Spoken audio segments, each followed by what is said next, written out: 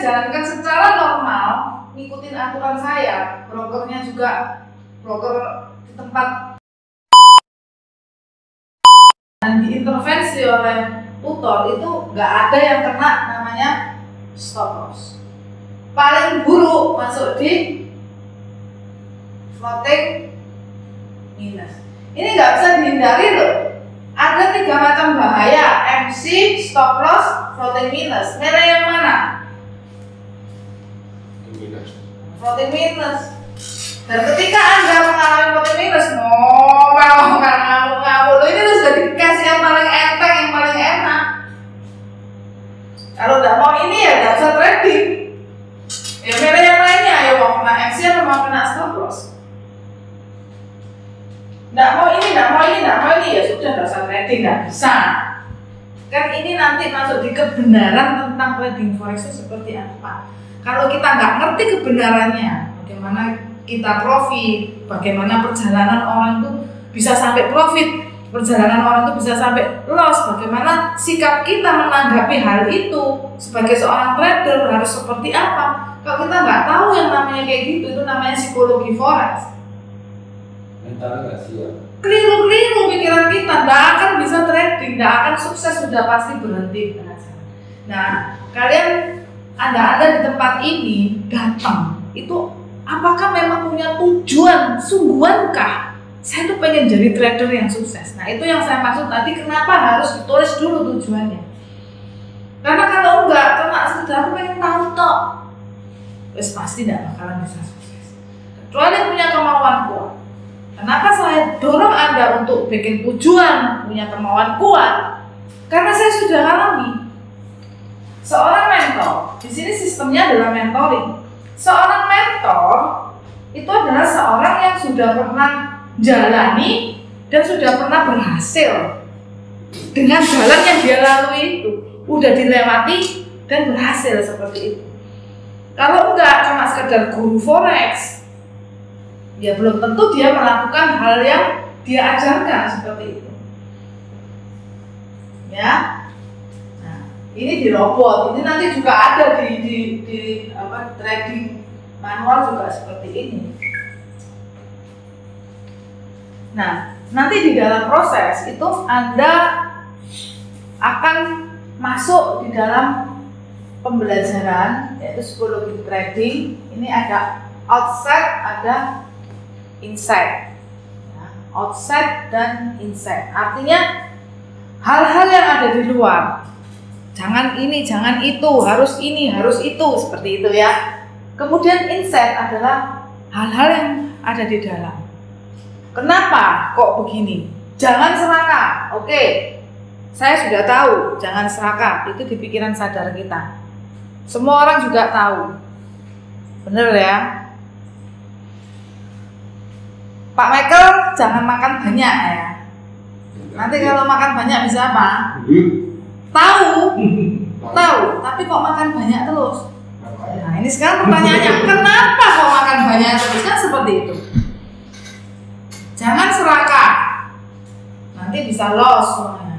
Tapi orang itu kok serakah terus? Saya punya satu member, seorang ibu, dia trading, dia uangnya banyak pertamanya itu, tapi udah mepet, dia nggak ada penghasilan lagi. Akhirnya digerogoti, akhirnya udah menipis banget. Nah,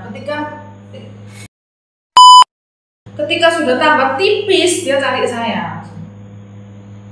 Bu, ini kayak apa ya Bu? Ya profitnya ini itu kecil, saya kepengennya segini loh. Nggak bisa kepengen Bu, ya udah saya bikin trading manual aja deh. Dia bilang gitu, terus dia bikin trading manual. Setelah bikin trading manual, dia tunjukkan ke saya, tunjukkan ke Pak Bram. Bu, saya udah bisa menenangkan diri Bu, saya udah profit saya setiap hari udah bisa sekian. Seneng saya Bu, oh ya puji syukur, gede Bu profit saya. Iya Bu, tapi hati-hati ya Bu ya. Ya itu dikasih stop loss Bu, kalau tidak dikasih stop loss nanti hilang. Oh saya udah bisa tenang. Nanti udah sekitar nggak ketemu saya sekitar 3 minggu gitu ya, omongannya lain lagi, telepon saya langsung, aduh Bu, nggak tahu ini kenapa saya Padahal tadi itu udah mau tak ambil profitnya, tak diemin saya kepengen dapat gede. Tiba-tiba balik, kok saya ini bisa kayak gini ya Bu ya? Kayak apa ya Bu yang ngobatin saya Bu? Terapiin Bu saya. Bingung saya Pak, gitu terus Pak. Jadi masuk di psikologi. Kenapa? Sekarang setelah kita cari sebabnya, akhirnya saya tahu kenapa. Ya karena dia hutangnya banyak. Karena penyebab dia serakah itu karena dia hutangnya banyak. Kalau profitnya kecil-kecil, dia ngarepin dari forex.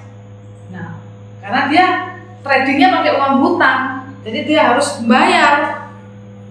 Makanya dia jadi serakah. Ini ada hubungannya outset inset. Kemudian nanti akan belajar mengenai pikiran ideal seorang trader, karena seorang trader itu pasti menjadi seorang trader dia punya pikiran ideal. Nah itu apa aja. Kemudian belajar teknik trading, apa itu forex, apa itu broker, fungsi MetaTrader nanti kita akan kupas semua, karena sebenarnya MetaTrader ini luas, nggak cuma sekedar pencet buy, pencet sell. Di dalam situ tuh kita bisa gambar, bisa segala macam. Ya, kemudian nanti buka akun trading. Nah, nanti yang menarik itu nanti kita akan belajar candlestick.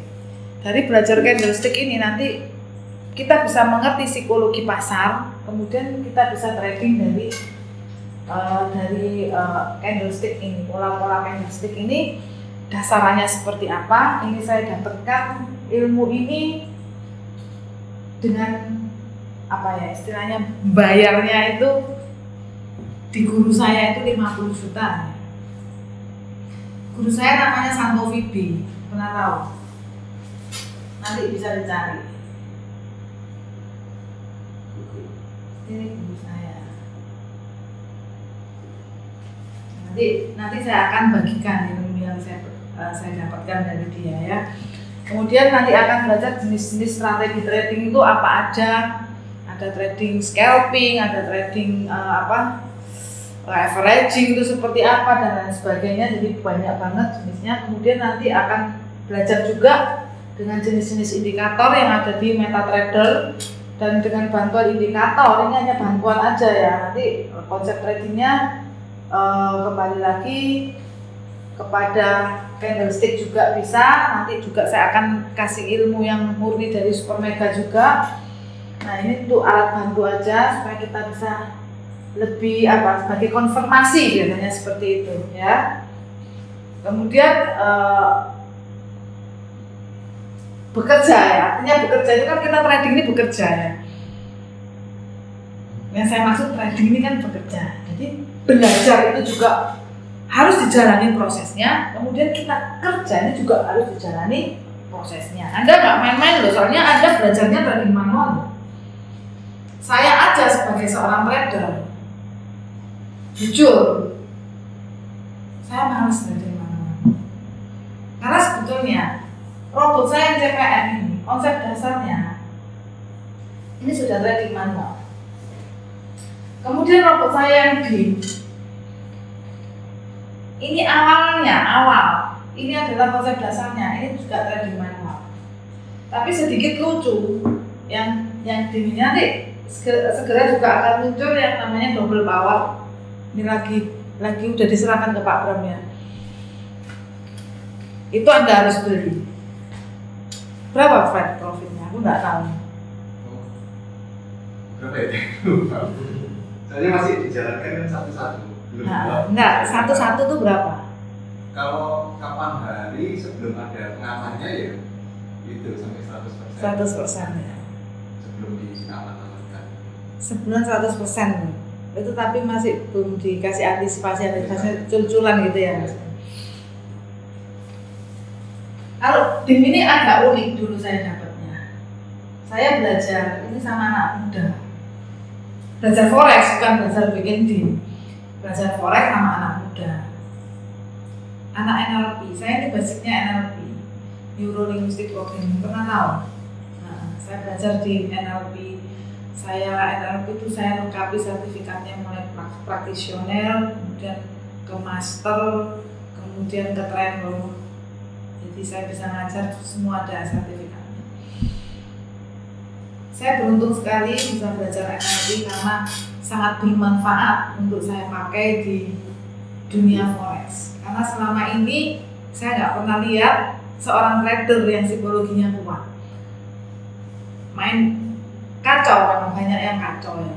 Jadi kalau mereka ada sebagian yang kuat tuh biasanya mereka yang udah sangat berpengalaman, udah trading itu berpuluh-puluh tahun, jadi mentalnya itu langsung terbentuk dengan sendirinya seperti itu. Pak belajar NLP juga, tapi tahu ya, jarang orang tahu juga. Pak tahu ya NLP? Nggak tahu ya, jarang orang tahu. NLP itu adalah satu ilmu psikologi terapan, di mana kita belajar bagaimana cara manusia itu berpikir, cara manusia itu berbicara, bagaimana kita bisa sukses melalui pikiran kita dan kata-kata kita. Nah, itu banyak sekali ilmunya, sangat luas, itu bisa untuk terapi orang, bisa untuk apa, karena kan manusia ini adalah, kalau kita gambarkan seperti gelas yang kosong, nanti diisi apa kan jadinya apa. Nah itu kan isinya lewat apa? Lewat pikiran kita.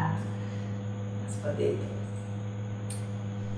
Kemudian yang saya maksud bekerja ini, trading to making money. Jadi kita kerja itu untuk dapetin duit, bukan untuk profit besar. Karena dengan profit besar belum tentu kita ini bisa dapat duit, uang kita malah hilang. Saya aja udah males ya trading manual, bukan mematahkan semangat Anda, tapi Anda juga memang harus belajar, paling enggak bisa tahu dan punya pengalaman dengan trading manual. Kenapa saya bilang jangan main-main? Karena nanti itu bakalan repot, menyita waktu juga, ya. Kemudian kita harus menyiapkan diri untuk kita itu mau menganalisa. Itu bisa lupa kalau tidak serius. Habis trading, lupa Pak. Trading aku kayak apa tadi, lupa. Jadi mendedikasikan itu. Setiap hari buka laptop, belajar, seperti itu. Kemudian karena Anda bekerja juga Anda harus menyiapkan modal. Ini modal juga nggak main-main. Ini juga harus sabar ya, belajarnya ini harus sabar. Karena nanti bakalan latihan. Latihan itu kan nggak mungkin pakai uang beneran dulu. Berarti pakai demo. Nah itu kan belum bisa dapat duit Pak. Karena masih latihan. Setelah latihan pakai demo, latihan pakai uang, tapi uang kecil. Coba dulu, oh udah bisa. Dalam latihan, kalau belum baik, belum bagus, ya susah kalau kita sudah menetapkan bahwa oh itu teknikku kayak gitu. Kan harus dibikin bagus dulu, sampai nanti tekniknya ini bisa jadi bagus. Berarti saya punya strategi yang unik, yang dari diri saya sendiri yang saya terapkan, dan saya akan bikinkan trading plan-nya untuk saya lakukan yang seperti itu. Ini nanti panjang Mas ya ceritanya. Jadi harus dedikasi untuk terus belajar dan juga untuk ngerjainnya ya. Kemudian nyiapin modal ini kan, mau modal berapa? Saya ini belum masuk ke tujuannya, nanti habis ini ke benar-benar belajar yang pertama tadi, yang tujuan ini. Nah, nanti balik lagi, tujuannya itu seperti apa, tujuan keuangan kita. Pak, tujuan keuangannya seperti apa? Nggak punya. Ayo, ini nanti harus dipikir gitu. Punya nggak tujuan keuangan, belajar trading ini tujuan keuangannya seperti apa?